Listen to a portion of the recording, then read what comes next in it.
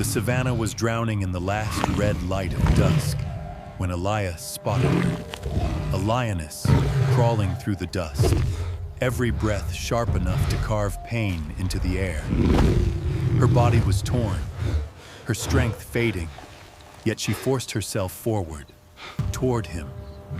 She should have been terrifying, but her eyes weren't the eyes of a hunter. They were pleading. She collapsed only a few steps away, dust settling over her trembling frame. Then Elias heard it, a faint, fragile cry coming from behind her. Not her voice, something smaller, something dying. The lioness lifted her head one last time, nudging the ground as if begging him to look. And when Elias stepped around her broken body, what he saw froze him in place. What she had been hiding wasn't a threat. It was everything she'd been willing to die for. There are moments in the wild you never forget, moments that rewrite who you are. If you want to follow this journey to the very end, stay with me. The story ahead is long, raw, and far more powerful than you might expect. The savannah at dawn had a way of breathing, slow, ancient, and restless, like a giant creature stirring beneath the rising sun. The heat had not yet settled, and for a fleeting moment, the world felt almost gentle. But beneath that calm lay a story written in dust and blood. She moved through the tall grass like a ghost. The lioness, once a queen of this land, now dragged her weakened body in a desperate rhythm. Pull, collapse, breathe, pull, collapse, breathe. Her golden coat was dulled by dirt, streaked with dark patches where blood had dried into stiff, painful crusts.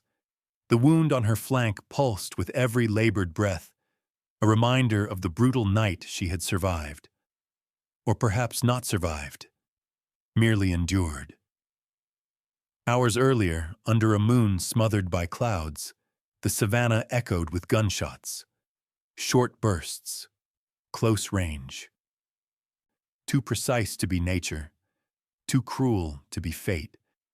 She had run then, not for herself, but for the tiny heartbeat trailing behind her. A cub no bigger than a human forearm, stumbling on unsteady paws, trying to keep up with a mother who already knew she wouldn't make it to dawn. Now the sun cast her shadow long and thin across the earth as she tried to reach the one thing she still believed in: safety. Not the safety of a den or a pride. Those were long gone. But the safety of distance. Distance from the men who hunted with metal and greed. Distance from the danger that lurked behind every acacia tree. She stopped beneath a lone marula tree, chest heaving. Her ears twitched at every whisper of the wind, searching for the tiny breaths behind her. There, soft, unsteady, but there. The cub. The lioness turned her head, her amber eyes softening. He was struggling, falling, getting back up, taking 2 steps, then collapsing into the dry dirt. A quiet chirp escaped him, weak but determined. He didn't understand fear yet, only need. A surge of strength pushed through her exhaustion.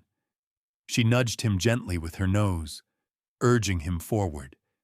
He responded with a tiny nuzzle against her cheek before wobbling onward. The lioness rose once more, ignoring the way her muscles spasmed beneath her skin. She was running out of time. Blood loss had turned her legs to trembling reeds. Her vision blurred around the edges, as if the world were slowly dissolving. But she had to keep going. For him. Tracks marked the ground behind them, her paw prints heavy and wide, the cubs small and scattered like a trail of fragile hope. Mixed among them were boot prints, fresh ones, deep ones. The men weren't far. She listened. The savannah taught its children to hear the truth long before they could see it. From a distance came the faint hum of flies, the whisper of grass bending, and far beyond, a rhythm she recognized too well. Footsteps, human, heavy, purposeful. She nudged the cub again, firmer this time. Move, he obeyed, though his steps grew slower. His breaths came in shallow puffs, and his tail dragged along the ground. She shielded him with her body, turning her injured flank away from the wind so predators wouldn't catch the scent. Even now, even dying, her instincts wrapped around him like armor. The landscape dipped ahead, a shallow depression surrounded by brush. Not a true den, but enough to hide him, enough to buy him time, but not enough to save them both. The lioness pushed forward, forcing her failing muscles to obey one last command. When she reached the cover of the brush, she gently nudged the cub into the shade. He resisted, mewling softly, unsure why they were stopping. She touched her head to his, a silent promise, a final blessing. But the moment was cut short. A crack sounded in the distance, a dry, cruel sound, not thunder, not snapping wood, a gunshot. The lioness stiffened, her ears flattened. Instinct roared to life, drowning out pain. She stepped away from the cub, positioning herself between him and the direction of the shot. She stood taller than her body allowed, her legs shaking beneath her weight. The hunters were closing in. Another step, another breath, another heartbeat. Then her legs buckled. She fell to the ground with a heavy thud, kicking up a cloud of dust that shimmered in the morning light. The cub cried out, a thin, trembling sound that sliced straight through her chest.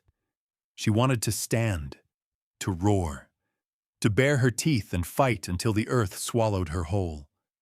But she could do none of those things. She crawled instead, clawing at the dirt, pulling herself forward inch by inch. She dragged her body back toward the cub. She knew she couldn't run anymore. She couldn't fight, but she could shield him with her body. She could place herself between him and the world one final time. Her breath rasped, her vision dimmed. Still, she crawled. The cub's small body was pressed against the dirt, eyes wide, ears pinned down. He didn't understand danger yet, but he understood her fear. And that was enough to make him stay still, silent, trembling, waiting. The lioness reached him, collapsing partly over his tiny form. Her heartbeat thudded weakly against his side, a fading drum she hoped he would remember. Above them, vultures circled. In the distance, the footsteps grew louder, the voices clearer. Rough men, careless laughter, the clatter of metal. Closer, closer. The lioness lifted her head with the last spark of strength in her body. She looked at the horizon, not with despair, but with defiance. And then she sensed something else, a presence, a scent unfamiliar yet not threatening. A lone human, approaching not from behind the hunters, but from the opposite direction. Her eyes narrowed. Hope flickered. Not for herself, but for the tiny life beneath her. She gathered her final breath, preparing to crawl once more, toward him, toward the stranger fate had placed in her path. The morning sun filtered across the rugged landscape as Elias Reed tightened the straps of his worn leather pack. He had spent the last 3 weeks trekking alone through East Africa's wilder stretches, mapping migration paths, recording the silent collapse of ecosystems, and chasing the kind of stories most people never believed until they saw the scars for themselves. Elias wasn't a tourist, nor a thrill seeker. He was a field survivalist and wildlife researcher, one who had traded office walls for open skies years ago. The world out here was raw, unforgiving, and brutally honest, something he felt increasingly detached from in the life he had once lived. And today, for reasons he couldn't yet name, the savannah felt different, quieter, hollow in a way that made the hairs on the back of his neck rise. He moved slowly across the brittle grass, scanning for movement, listening for the subtle signs the wild always gave before showing its teeth. Birds were restless. Gazelles clustered far from their usual grazing line. Even the air smelled unusual, thicker, tainted with something metallic. Blood. He knew that scent too well. Elias crouched and pressed his fingers to the dry soil. The dirt was disturbed, kicked up in uneven streaks. Nearby, a cluster of tall grass was flattened into a rough path. Drag marks cut across the earth, leading toward the scrubland ahead. Something had struggled here. Something big. A tension settled into his chest. He rose to his feet and followed the markings. Each step brought new clues. Broken stems, splatters of darkened soil, paw prints deep enough to tell him the animal had been limping, dragging weight. But then he paused. Next to the paw prints were human footprints, heavy boots, several pairs, hunters. He cursed under his breath. Elias had crossed paths with poachers more than once. Men who carved the land not for understanding, but for profit, who viewed living beings as merchandise. The memory of past encounters tightened something bitter inside him. He quickened his pace. As he moved deeper through the grasslands, a faint breeze carried a sound toward him, low, strained, and almost swallowed by the wind. A groan. Animal, but weak, injured. Elias stopped, turning slowly, listening again. The sound came a second time, dragged and hollow, then faded. He felt the familiar pull in his chest, the instinct that drove him across continents. Something needed help. He altered direction and walked toward the sound with cautious steps. His hand settled around the handle of his survival blade, not drawn, but ready. The rule was simple. Approach everything with respect and assume nothing. The thick brush ahead quivered.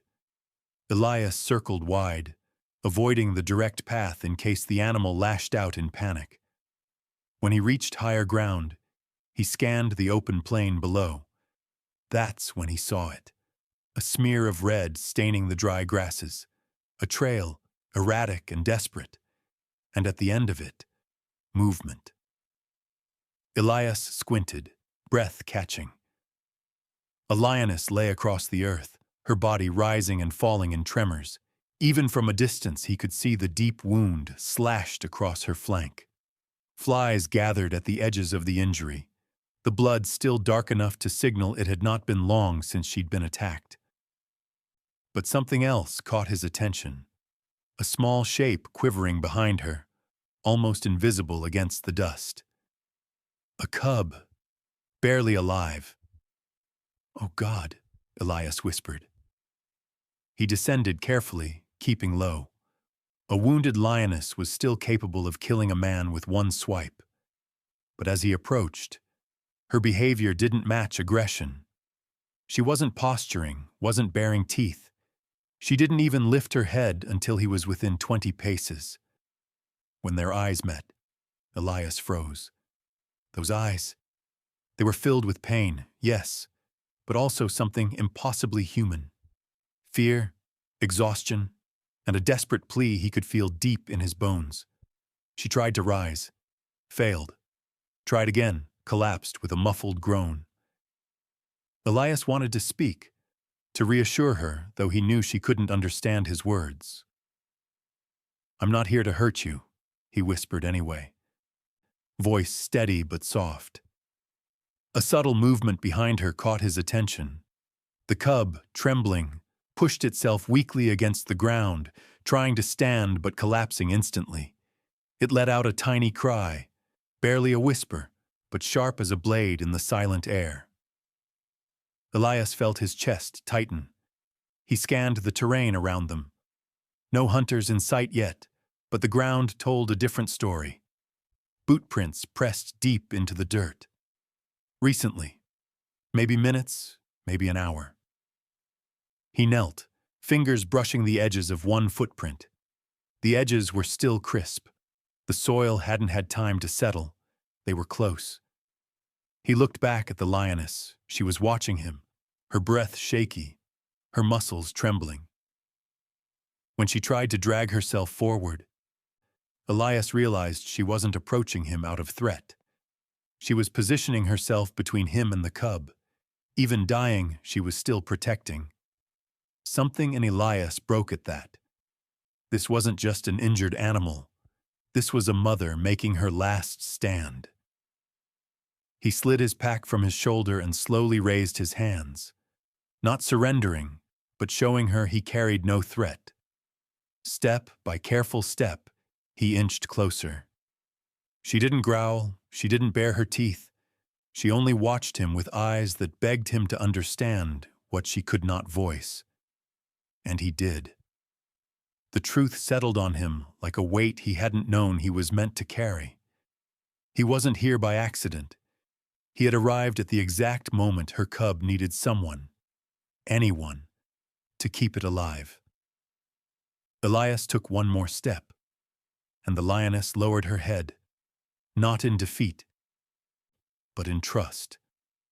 A decision had been made. Between them.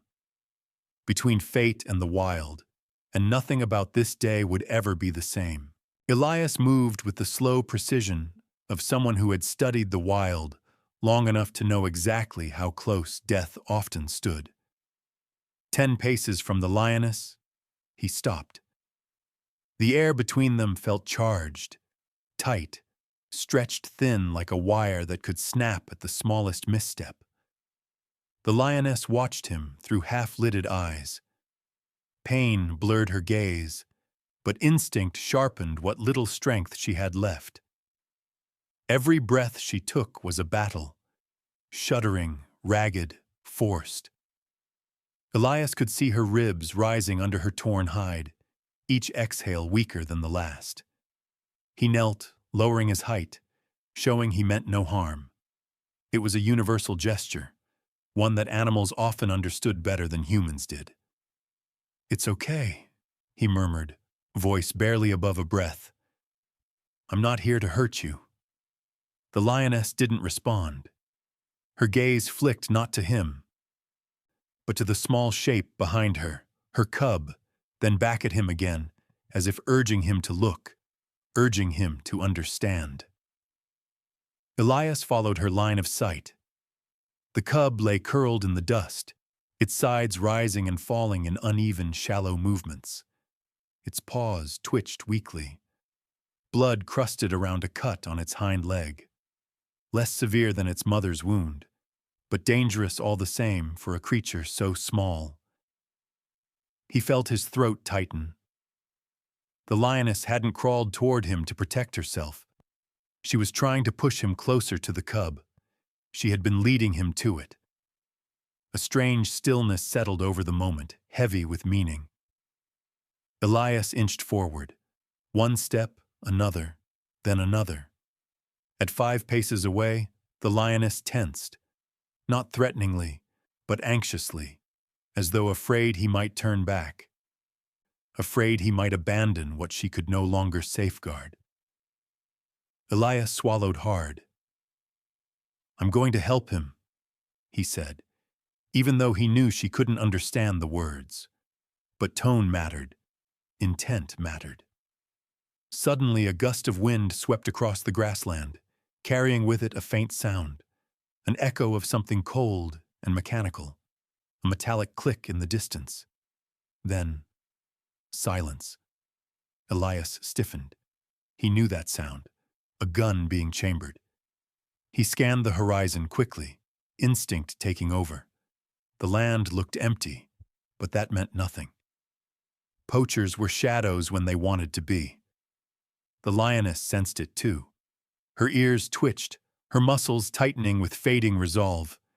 She tried to stand, not to flee, But to shield the cub with her own body, she collapsed instantly, her forelegs folding beneath her. The sound of her body hitting the ground made the cub yelp in fear. Elias felt something pierce through him. Anger, helplessness, a surge of urgency he couldn't ignore. Whatever happened now, he couldn't leave them. He slid his pack off his shoulder, opening it carefully so she could see what he was doing.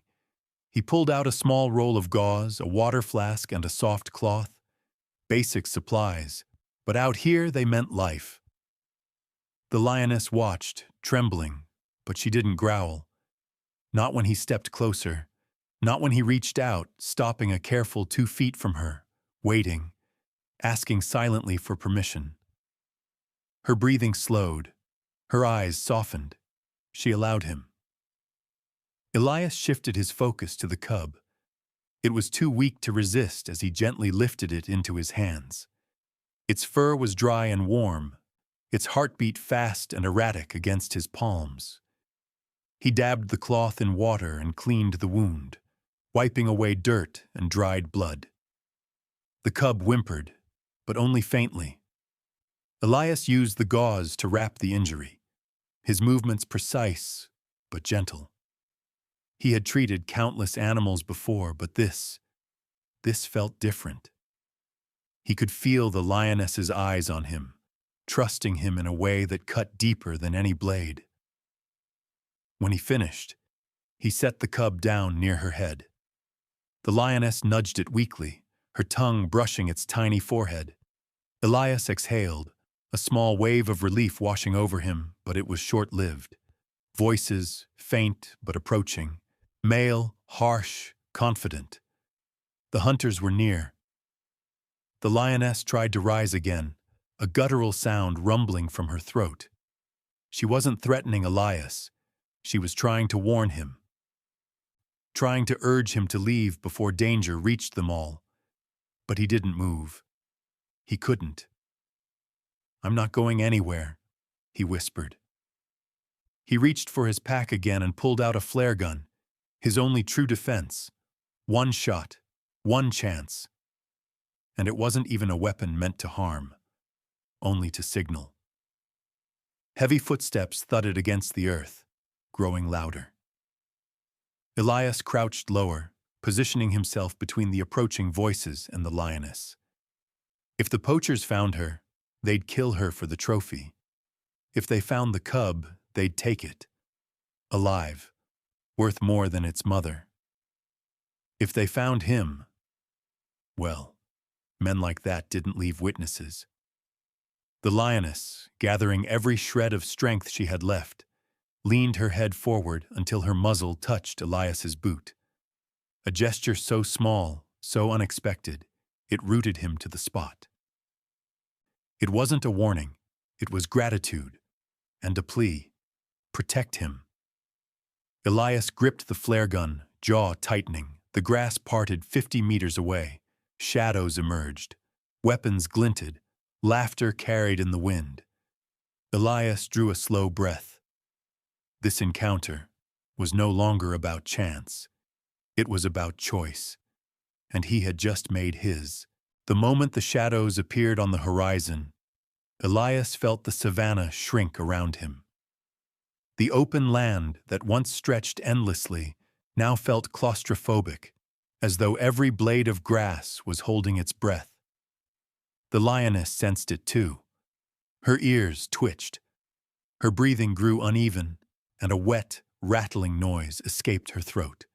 Fear, fury, and despair tangled into one fragile sound. Elias couldn't waste another second. He tucked the cub gently against his chest, shielding it with his forearm. The tiny creature trembled uncontrollably, its heartbeat fluttering like a trapped bird beneath his fingers. He could feel its fear, raw, instinctive, ancient. The lioness dragged her claws weakly through the dirt, her gaze flicking between him and the approaching hunters. She tried once more to rise, legs quivering, shoulders shaking. The effort nearly knocked her unconscious. She collapsed with a muted cry, her head dropping into the dust. "Stay with me," Elias whispered, kneeling beside her. "Just a little longer." Her amber eyes locked onto his. There was no aggression left, only acceptance and urgency. "Protect him." Elias swallowed hard. "I will." The hunters' voices grew clearer now, laughing, bragging, cursing. They weren't hiding. They thought everything already belonged to them. Elias slipped his free hand into his pack and grabbed the flare gun. One shot, one brilliant red streak in the sky. It wouldn't kill anyone, but it would carry a message, and it might save 3 lives. He stood slowly, positioning himself between the lioness and the incoming men. His muscles tensed, instinct screaming at him to run, but he held his ground. He knew he couldn't outrun armed poachers with a wounded lion cub pressed against his chest. He had to buy time, seconds, minutes, anything. A hunter's silhouette broke from the group, stepping forward with cruel confidence. A rifle swung lazily from his shoulder, as though it were an extension of his arm. His eyes landed on the lioness first. "Look what we have here," he sneered in Swahili. "Still alive. Tough girl, huh?" The others chuckled. Elias's pulse hammered. He didn't understand every word, but he understood enough. Tone spoke louder than vocabulary. The hunter raised his rifle slightly, aiming directly at the lioness's head. Her body tensed. She couldn't move, but her eyes blazed with defiance. Elias stepped forward, unthinking, unstoppable. "Don't," he said, voice sharper than he intended. The hunters froze. Then they saw him. Their faces twisted into amusement and irritation. "Well, well," the lead hunter smirked. "A hero." Elias didn't answer. He raised the flare gun instead, slow, deliberate, making sure they saw exactly what he held. Red barrel, single shot, a warning to the sky. The hunter's smile faltered. "You call for rangers," he growled. "You die first." Elias's heartbeat pounded in his ears. The cub whimpered softly against his chest. He had no time left. He aimed the flare gun straight into the air and pulled the trigger. The explosion of red light tore open the morning sky. For a heartbeat, everything paused, even the wind. Then chaos erupted.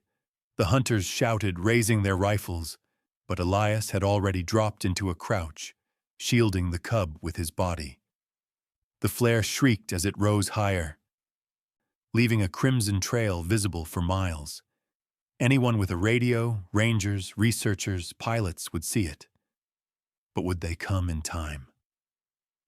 The lioness stirred, lifting her head despite the agony.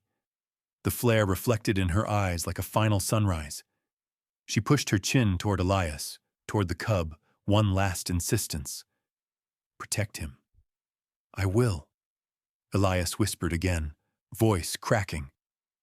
The hunters began advancing, spreading into a semicircle, rifles raised. They didn't run.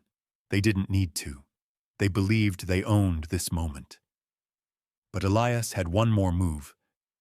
He stepped over the lioness's body, placing himself fully between her and the men. The cub clung weakly to his shirt, tiny claws pressing into the fabric. The lead hunter sneered. "Move! Now!" "No," Elias said. The hunter cocked his rifle. Metal clicked loudly, a sound that punctured the air like ice. "You think you can stop us?" he hissed. "No," Elias's voice steady, "but someone will."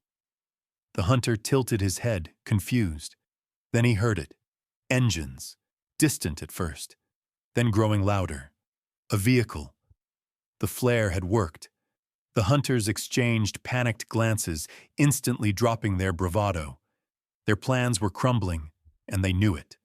Rangers would be armed, trained, relentless. "Grab the lioness at least," one shouted. "Forget her," Another barked, "Take the cub, worth more!" Elias's breath froze. They lunged forward. Elias turned his body, shielding the cub completely. He braced for impact, for a blow, a gunshot, something. But the lioness moved first. With a roar that tore itself from the last fibers of her strength, she lurched upward. Not fully, just enough. Just enough to slam her paw into the ground and drag her body between Elias and the hunters. Her roar fractured halfway through, turning into a hoarse, agonizing rasp, but it stopped the men dead in their tracks. Even dying, she would fight. Her chest heaved violently, blood pooled beneath her. Her eyes locked onto the hunters with a mother's fury, a warning carved from the oldest instincts on earth. A second engine roared closer, then a third. The hunters panicked. "Go! Move!" They turned and bolted through the grass, disappearing toward the south. Their boots pounded the earth, leaving the wounded trio alone again. Silence fell heavy and trembling. Elias dropped to his knees beside the lioness. "You did it," he whispered. The lioness sagged, her body finally surrendering. Her breaths came slow, uneven, fading. Elias lowered the cub so she could see him. She nudged her child with her muzzle, barely a touch. Then her eyes lifted to Elias. A message, a trust, a goodbye. Her final breath trembled from her chest, and the savannah gently exhaled with her. The dust from the fleeing hunters had barely settled when Elias felt the world press down on him again. The flare streak still hung faintly in the sky, dissolving into the morning light. The engines he'd heard were closer now, too far to see yet, but near enough that hope finally felt real. But the lioness, she was slipping away. Elias knelt beside her, one hand cradling the cub against his chest, the other resting on the lioness's shoulder. Her breaths were shallow now, thin, fractured whispers of life. The wound along her flank had stopped bleeding heavily, a sign not of healing, but of her body giving up. "Hold on," he said softly. "Just a few more minutes." He wasn't sure if the words were for her or for himself. The cub let out a tiny cry and pressed its head into her cheek.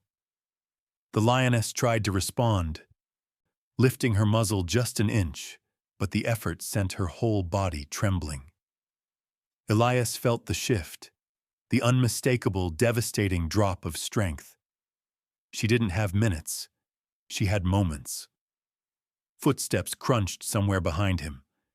Elias spun, clutching the cub protectively. But the shadows approaching were not hunters.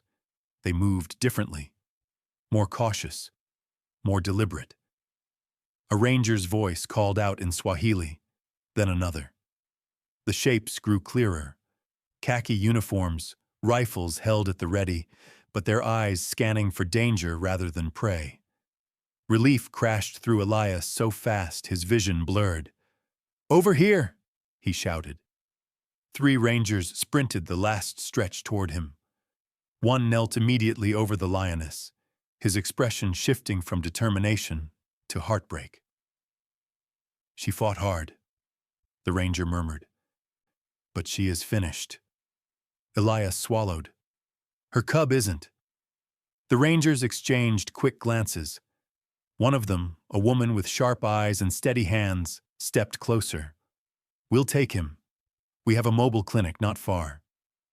Elias hesitated. The cub seemed impossibly small in his hands, fragile, terrified, but he knew he couldn't give it what it needed.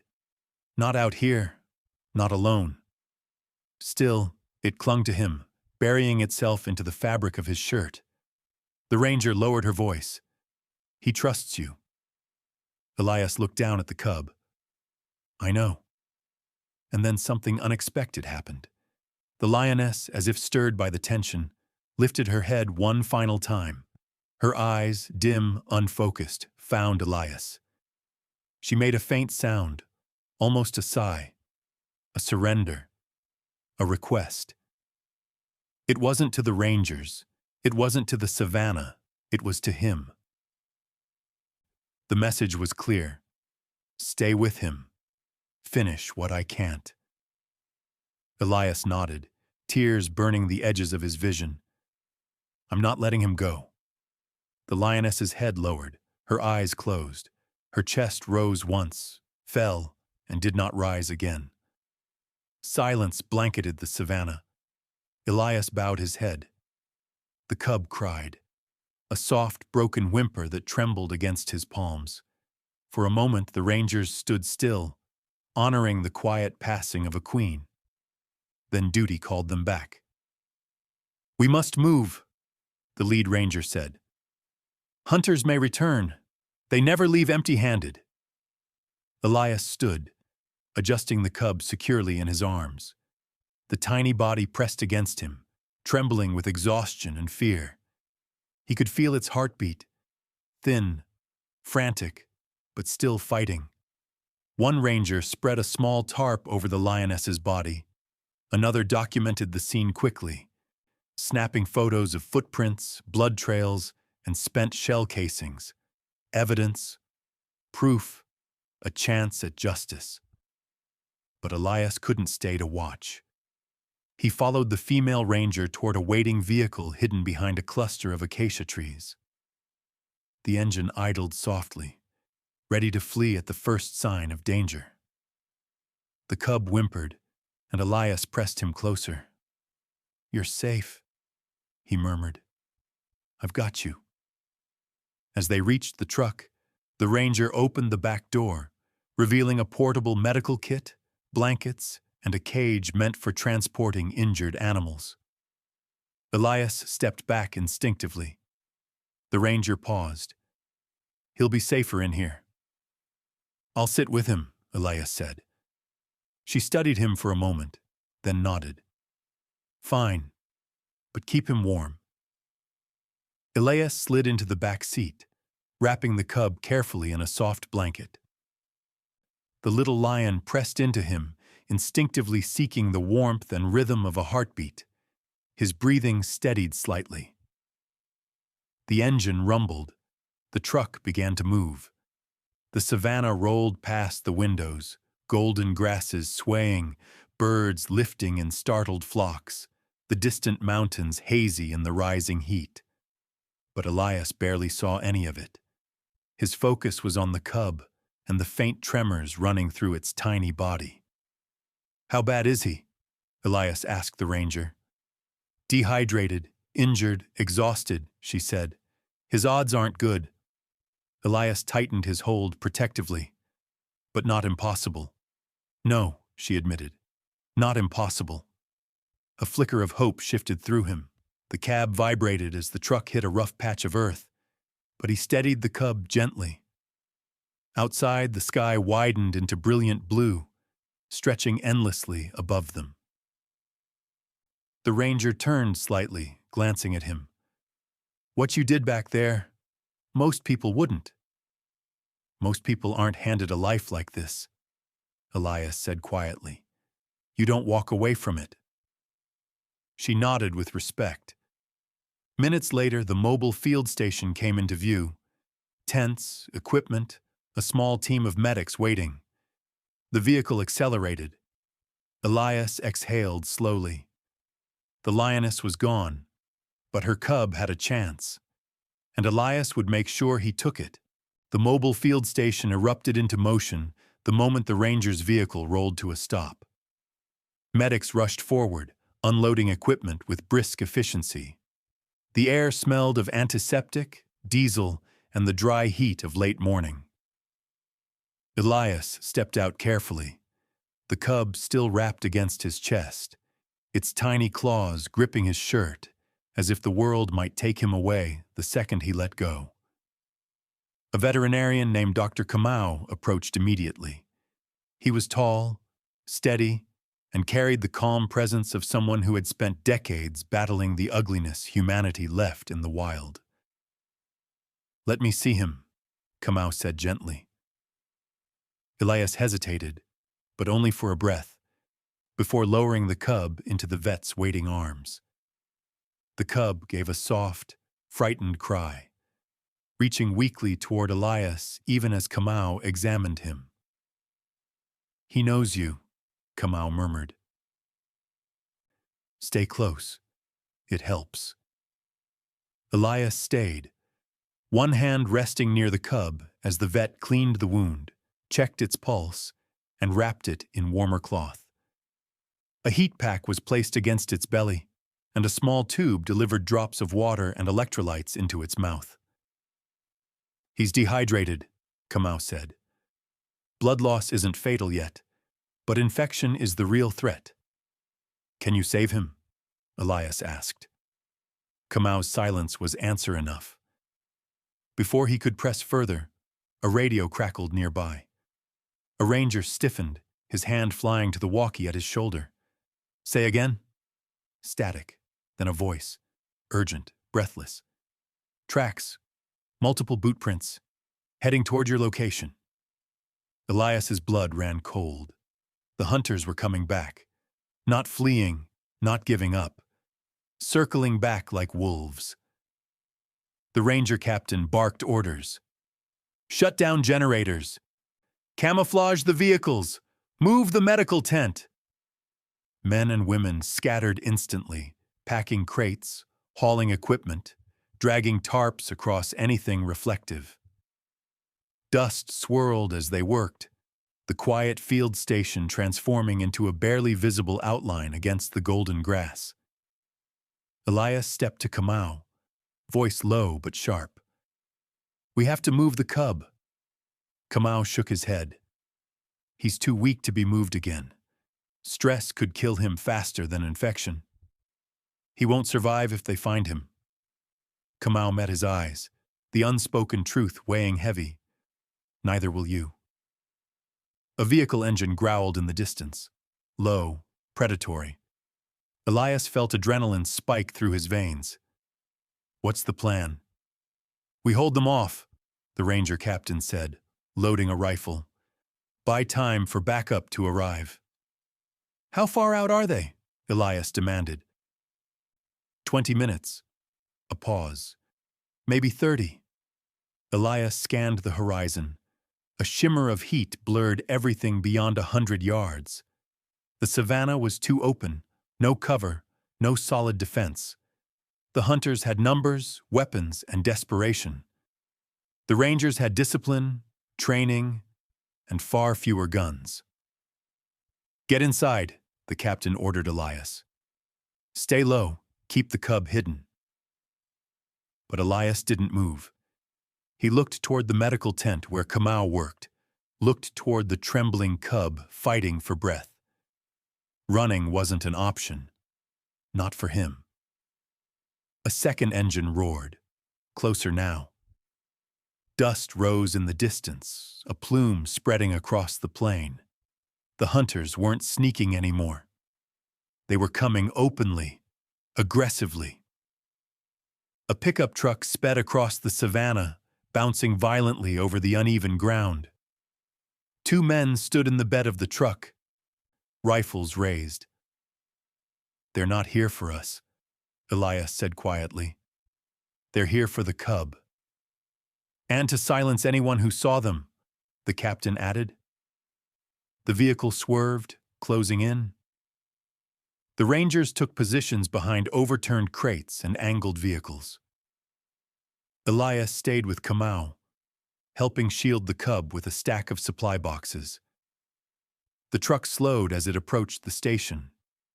Dust clouded their figures, outlining them like ghosts. The lead hunter, the same man who had aimed at the Lioness, jumped down. He scanned the area with a cold, calculated stare. "Where is it?" he shouted. No one answered. He cocked his rifle and fired into the air. The blast echoed across the plain. The cub jolted violently, crying out. Kamau clutched him tighter. The hunter smirked. "The baby lion! Bring it out!" "Now!" A ranger fired a warning shot into the ground near his feet. "You're trespassing on protected land." The hunter barked a laugh. "We don't care." He raised his rifle, aiming directly at the medical tent. Elias didn't think. He moved. He lunged forward, tackling the ranger captain just as the hunter pulled the trigger. The bullet ripped through canvas, shredding equipment. Shouts erupted. The rangers fired back. The hunters dove behind their truck. A gunfight exploded across the field station, bullets hissing like angry insects.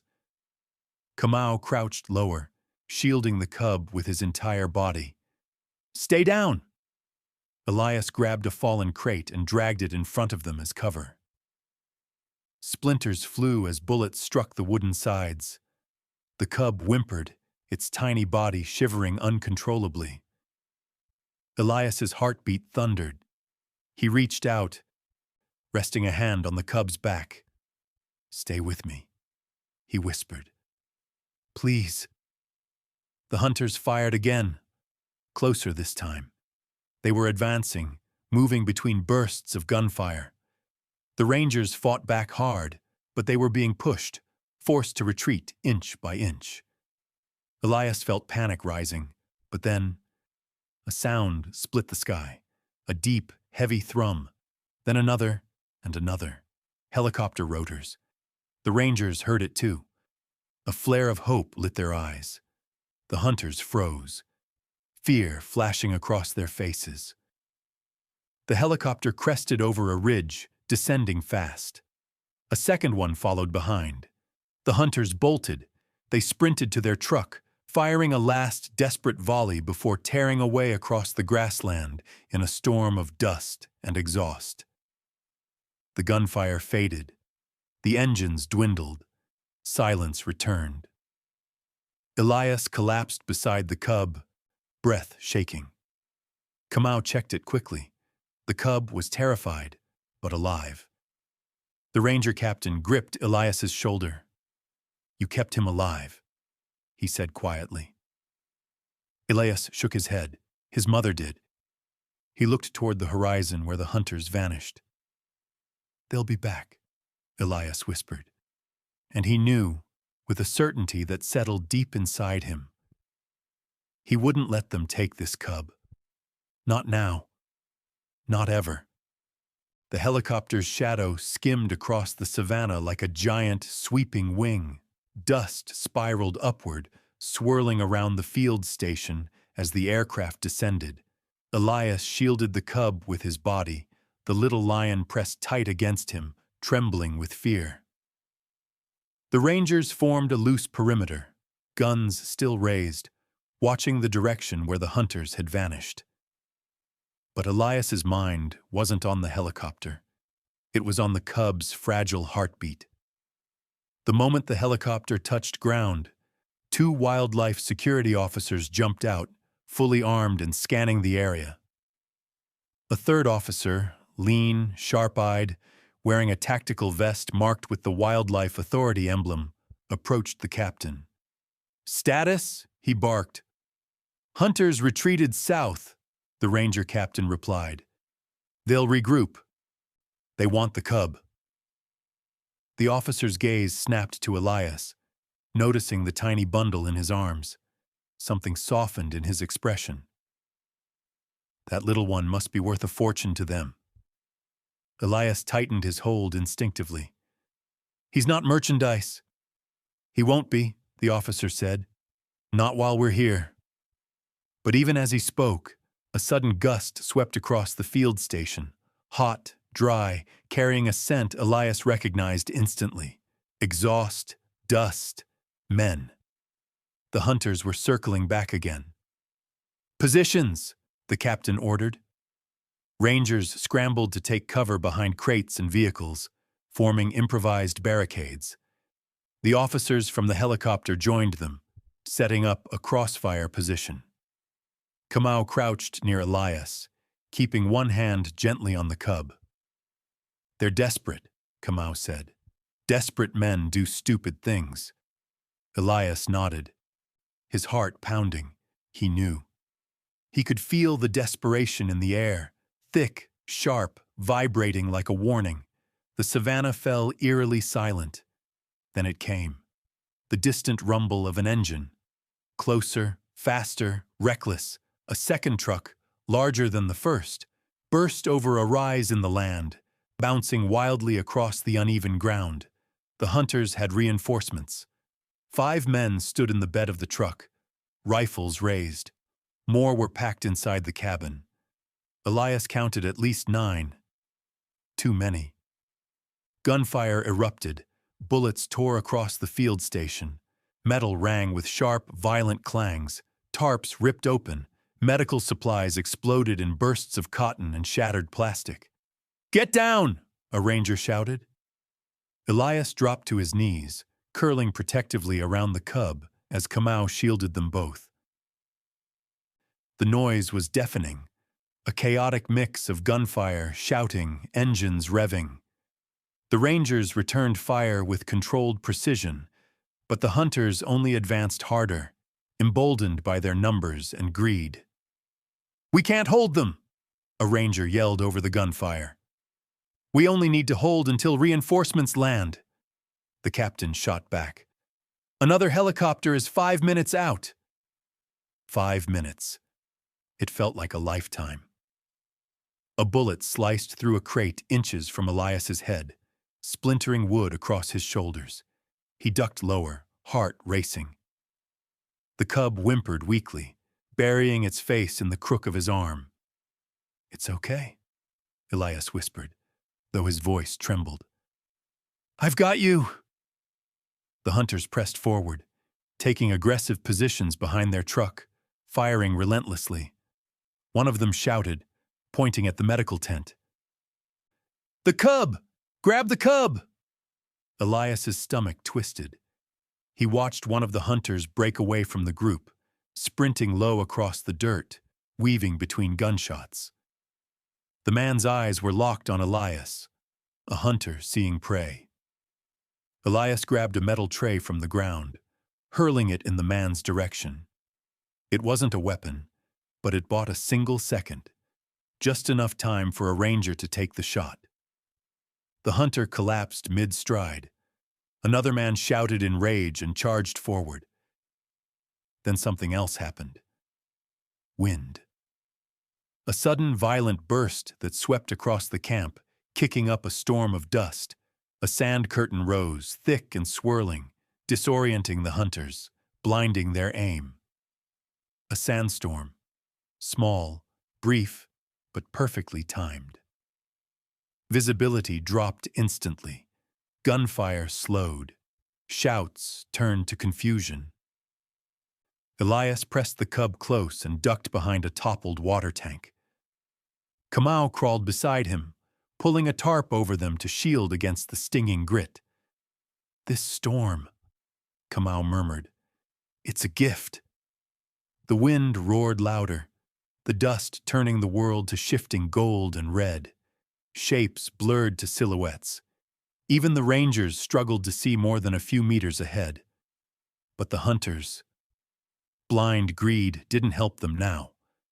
One of them fired wildly, hitting nothing but empty air. Another tripped over a supply crate and fell face first into the dirt. Their formation shattered completely. "Hold your line!"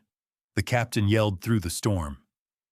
But the hunters couldn't hear each other, let alone regroup. Elias felt the cub lift its head weakly, sensing the change. The chaos outside didn't ease the danger, but it fractured it, gave them space to breathe, to survive. A deep thump vibrated through the air. Elias looked up. A second helicopter descended through the sand haze, its floodlights cutting through the storm like twin suns. The hunters scrambled in panic. "Pull back!" one screamed. "Retreat! Retreat!" They ran toward their truck, slipping, tripping, stumbling over each other. Gunfire sputtered out as they dove into the vehicle. The engine roared to life, tires spinning, mud flying. Within seconds, the truck vanished into the sandstorm. The Rangers held their positions until the wind began to die and the dust settled. Only then did Elias finally let out a breath he didn't know he'd been holding. Kamau pulled back the tarp and checked the cub again. "Alive," he whispered. "Scared, but alive." Elias closed his eyes for a moment, relief washing through him. When he opened them, the ranger captain approached, dust coating his uniform. "You held the line?" the captain said. "We wouldn't have lasted without you." Elias shook his head. "I didn't do it for us." He looked down at the cub, tiny, trembling, fighting with everything it had left. "I did it for him." The second helicopter settled onto the savannah like a steel guardian descending from the sky. Its rotor wash scattered the last remnants of the sandstorm, clearing the air with violent gusts. Elias held the cub tightly as he rose to his feet, dust swirling around him in fading spirals. His ears rang from the battle, and every muscle in his body felt stretched thin. But the sight of reinforcements landing ignited a fragile flame of hope inside him. Armed wildlife officers stepped out immediately, fanning into formation with crisp precision. Their helmets were fitted with visors, their rifles slung with deadly confidence. These weren't just rangers.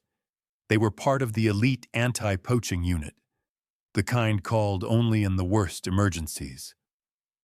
One of them, a woman with a sharp jaw and commanding presence, approached the ranger captain.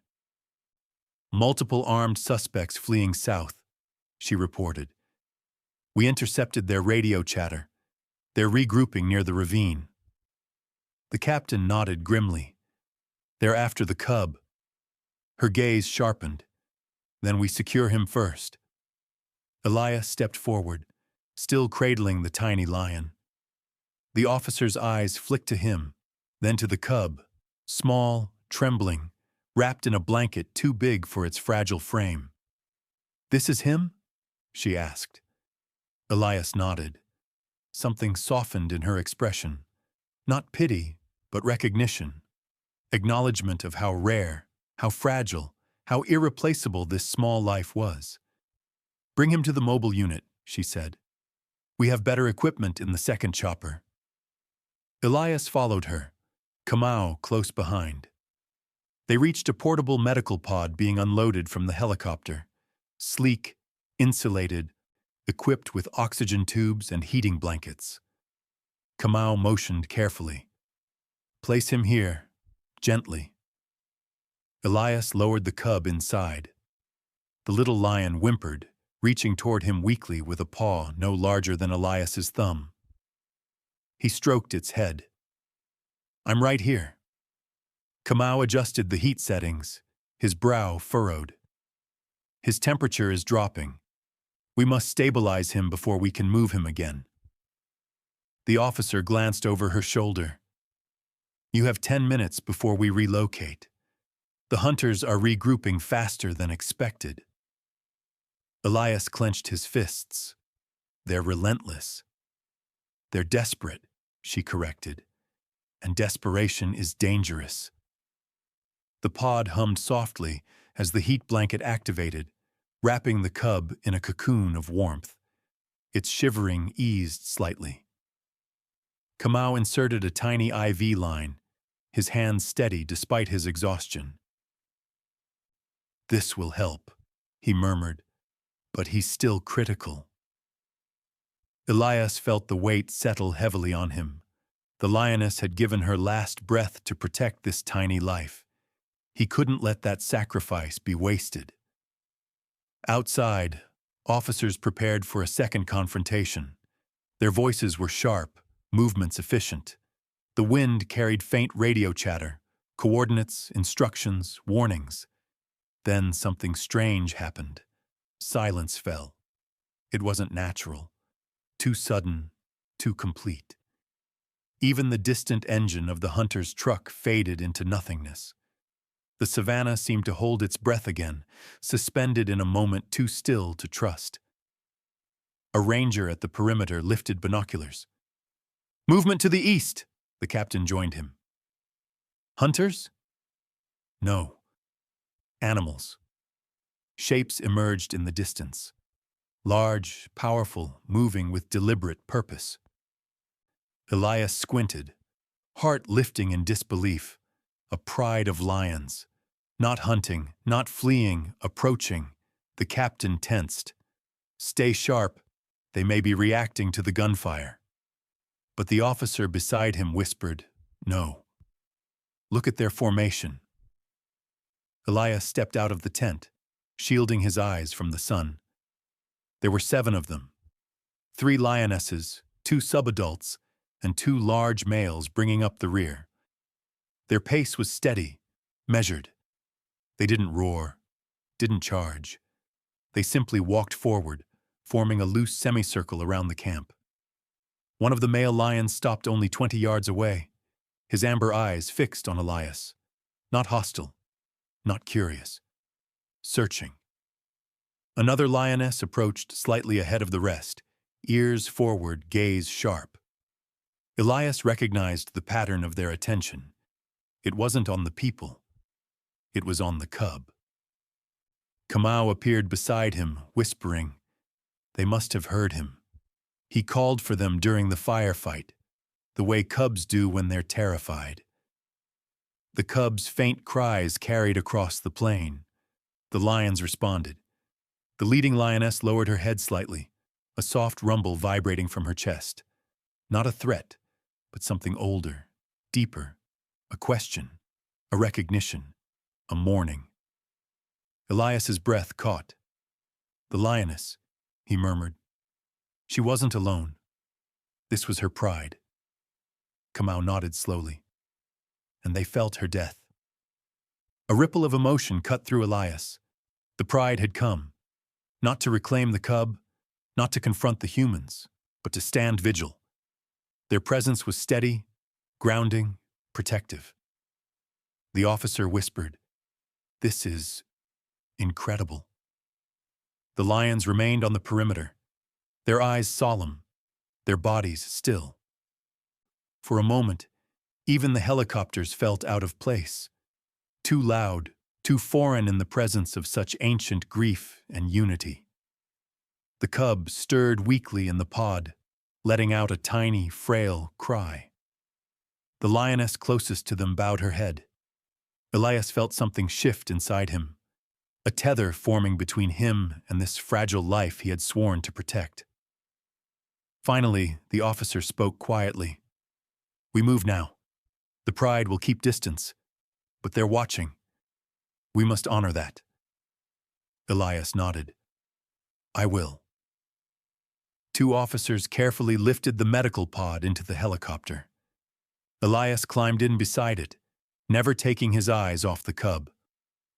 As the helicopter lifted from the ground, the pride watched from below. Golden figures standing silent in the rising dust, guardians of a fallen queen and her surviving son. The savannah grew smaller beneath him. The fight wasn't over. But now, Elias wasn't fighting alone. The helicopter's rotors finally slowed as it touched down inside a protected wildlife sanctuary several miles from the conflict zone. The landscape here was different, quieter, greener, untouched by gunfire or the desperate footprints of hunters. Elias stepped onto solid ground, the cub's medical pod cradled carefully in his arms as Kamau and 2 sanctuary medics rushed ahead to guide him inside. Warm light washed over them the moment they entered the treatment center. Machines hummed softly, and the air smelled of disinfectant, herbs, and something else. Safety. For the first time since the lioness collapsed in front of him, Elias felt his shoulders loosen. "Set him here," Kamau instructed, motioning toward a padded table. He worked quickly, checking the cub's vitals, adjusting the oxygen line, placing tiny sensors along its fragile body. The cub whimpered, trying to lift its head, but it only managed a weak twitch before slumping back into the warmth of the blanket. Elias gently stroked the cub's fur. "It's okay. You're safe now. Kamau exhaled slowly. He's stable for the moment, but his body took a beating. Dehydration, infection risk, trauma. He paused. And emotional shock. They feel these things deeply. Elias nodded. He knew. He had felt it too. Every moment of terror carved into his own memory. The medics administered fluids and antibiotics, their movements steady and rehearsed. Elias watched, unable to step away. A ranger eventually brought him water and insisted he sit, but he refused. He needs to wake up seeing someone he trusts, Elias said quietly. Kamau smiled faintly. Then stay. It may be the most important medicine he gets. Hours passed. The sun dipped toward the horizon, turning the sanctuary windows into panels of molten gold. Shadows lengthened across the room. Elias hadn't moved except to rest his elbows on the table, his gaze always on the cub, waiting for any sign of change. And finally, movement. The cub's paw twitched, then its eyes flickered open. The cub looked around, confused and frightened, until its gaze landed on Elias. The tiny lion lifted its head an inch, releasing a sound so small it could barely be called a cry, more like a question, a plea for reassurance. Elias leaned close, his voice soft. I'm here. The cub pressed its forehead into his hand, a fragile bond formed in the dust of fear, now anchored in something deeper, survival. Kamau watched quietly. He remembers you. Elias didn't answer. His throat tightened too much for words. A ranger entered the treatment room then, holding a tablet. We analyzed the Lioness's tracking chip, she said. She was part of the Loma Pride, one of the oldest, most stable prides in this region. He already knew she was special, but hearing it said aloud pulled at him.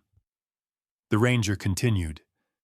Her death, it will impact the whole pride.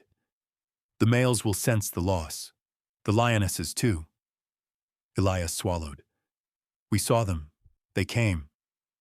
The ranger's eyes widened. The pride came to her? To him, Elias said, nodding toward the cub. They knew he was still alive. Kamau folded his arms. A mother's bond can echo through an entire pride.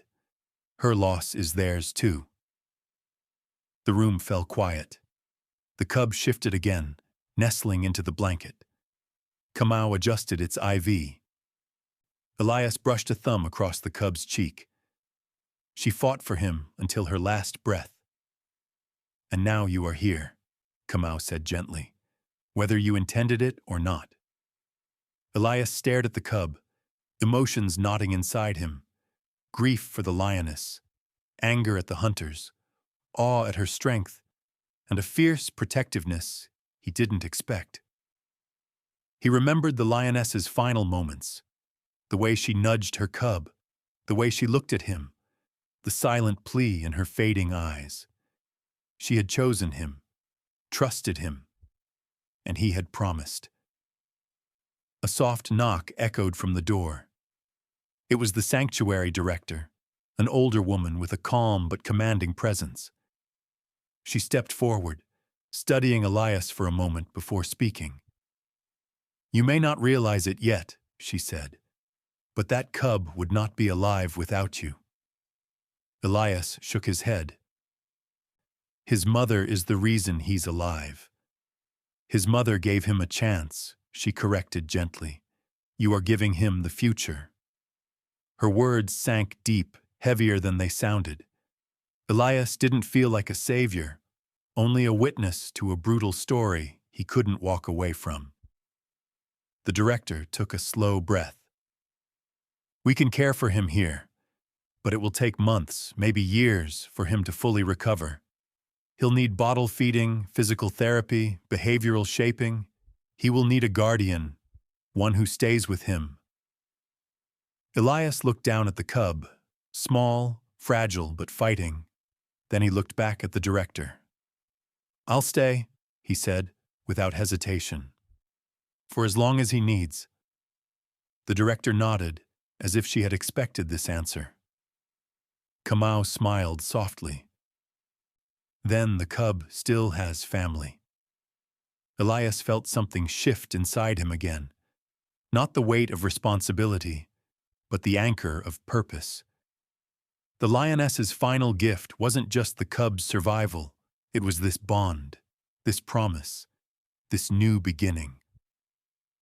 The cub opened its eyes again and gazed up at him. Elias whispered, "I'm here, and I'm not going anywhere." Morning sunlight filtered through the sanctuary windows, painting the treatment room in warm, amber tones. Elias had fallen asleep sitting upright in the chair beside the cub, his hand resting gently on the blanket that wrapped the little lion. When he stirred, blinking into the soft light, the first thing he saw was a pair of small, golden eyes gazing up at him. The cub was awake, truly awake. Not the flickering, half-conscious awareness of the night before, but alert, curious, alive. Its breathing was stronger, its movements more deliberate. It gave a small chirping sound, the kind lion cubs make when seeking comfort, and pushed its head against his wrist. Elias felt his throat tighten. "Good morning, little one." Kamau entered the room soon after, carrying a bottle of specially formulated milk. "Looks like someone has decided to fight," he said with a grin. "That's a good sign." The cub's ears perked at the sound of Kamau's voice, but its eyes remained fixed on Elias. Kamau noticed and chuckled. "Seems you've been adopted." Elias didn't answer, but he didn't need to. He lifted the cub carefully, cradling it against his chest, and Kamau adjusted the feeding bottle into its mouth. The cub latched on with surprising strength, sucking eagerly. Elias felt its tiny body vibrate with effort. This small act, eating, was a victory, one the lioness had died to make possible. When the feeding was over, the cub curled into the crook of Elias's arm, warm and content. Kamau observed the scene for a moment, then spoke softly. "You know, in many cases like this, cubs raised by humans become too dependent. They struggle to return to the wild." "I know," Elias said quietly. "And yet," Kamau continued, "if there is a cub who could learn both, trusting you and still becoming who he is meant to be, it might be him." Elias stroked the cub's back thoughtfully. "Then that's what we'll give him. A fighting chance to choose his own life." Later that afternoon, the sanctuary director invited Elias on a walk through the rehabilitation grounds. The sun hung high, shimmering across the tall grass. Birds perched along the fence posts. The world felt peaceful, an unfamiliar silence after days of chaos. "You understand the responsibility you're taking on," she said as they walked. "A cub without a mother can imprint on the wrong things. He will need stability, consistency, months of constant attention." Elias nodded. "He'll have it. And his training, his instincts, they must be nurtured. He must learn how to stalk, how to climb, how to survive." "I can learn with him," Elias replied. "Teach him what I can, and bring in experts for what I can't." The director studied him for a moment. "This will take years." Elias inhaled slowly. The savanna wind brushed his face, carrying with it the faint scent of earth and sun. "I've spent my life trying to protect the wild from a distance," he said. "Maybe it's time I stop being a witness." The director nodded approvingly. "Then the cub has a future." When they returned to the treatment room, the cub was awake again, batting gently at the corner of his blanket. He looked brighter, more aware. Elias lowered himself onto the floor beside him, letting the cub climb into his lap. Tiny claws pressed into his shirt, not in fear, but in exploration. "What will we call you?" Elias murmured. Kamau leaned against the doorframe. In the old language, there is a word for a child who survives against all odds. Pharaoh. It means the one who rises. Elias smiled softly. Pharaoh, he repeated, testing the sound. Strong, defiant, fitting. The cub gave a small, rumbling purr, as if accepting the name. Over the next hours, Pharaoh's energy grew. Elias walked him slowly around the rehab room, letting his paws touch the earth, letting him feel movement again. Pharaoh stumbled often, bumping into Elias's legs, but each time he fell, he got back up with a determination that reminded Elias painfully of his mother. By evening, the sky had turned a deep lavender. Elias carried Pharaoh outside to a secure enclosure overlooking the savannah.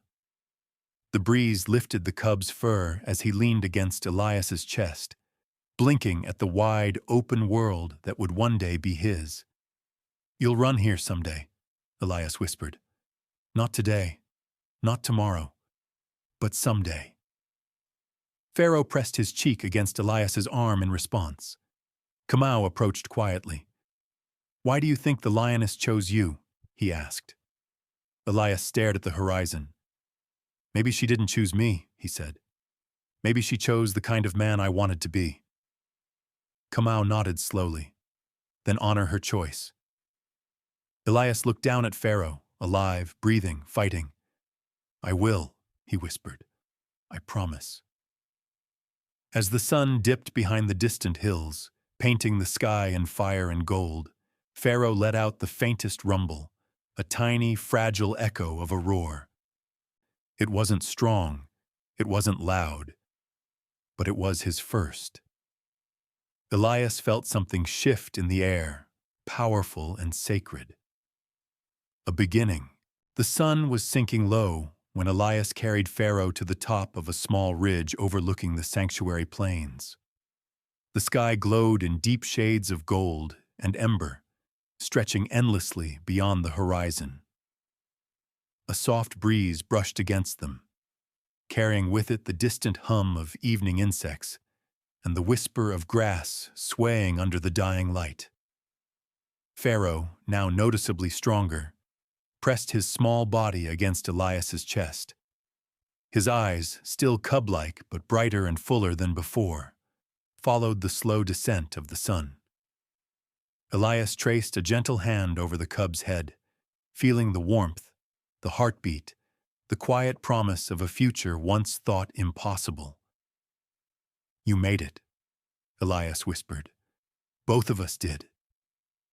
The wind shifted, carrying the faint scent of the savannah beyond the sanctuary fences. For a moment, Elias felt as though he wasn't alone on that ridge. A memory, soft but powerful, rose in the air like an unseen presence. The lioness's final breath, her silent plea, the trust in her fading eyes.